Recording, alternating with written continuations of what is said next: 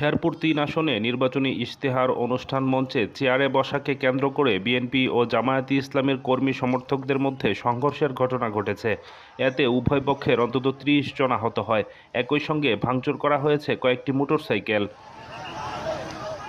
বুধবার দুপুরে উপজেলার মিনি স্টেডিয়াম মাঠে এ সংঘর্ষের ঘটনা ঘটে। উপজেলা প্রশাসন ও স্থানীয় সূত্র জানায়, পূর্ব ঘোষিত ঝিনাইগাতী উপজেলা প্রশাসনের আয়োজনে নির্বাচনী ইশতেহার পাঠের আয়োজন করা হয়। সে অনুযায়ী সকাল থেকেই বিভিন্ন দলের প্রতিদ্বন্দ্বী প্রার্থী ঘটনাস্থলে হাজির হন। এরপর অনুষ্ঠানের সভাপতি, উপজেলা নির্বাহী কর্মকর্তা ও সহকারী রিটার্নিং কর্মকর্তা আশরাফুল আলম রাসেল আসেন। এ সময় তিনি সহ প্রতিদ্বন্দ্বী প্রার্থীরা মঞ্চে বসেন। কিন্তু স্থানীয় বিএনপি ও জামায়াতের কয়েকজন কর্মী সমর্থক সামনের সারিতে চেয়ারে বসতে না পেরে হট্টগোল শুরু করে। এরপর কথা কাটাকাটির এক পর্যায়ে সংঘর্ষে জড়ান। পরিস্থিতি নিয়ন্ত্রণের বাইরে গেলে দুপক্ষের মধ্যে ধাওয়া পাল্টা ধাওয়া শুরু হয়। এ সময় মঞ্চের সামনে রাখা কয়েকশো চেয়ার ভাঙচুর করা হয়।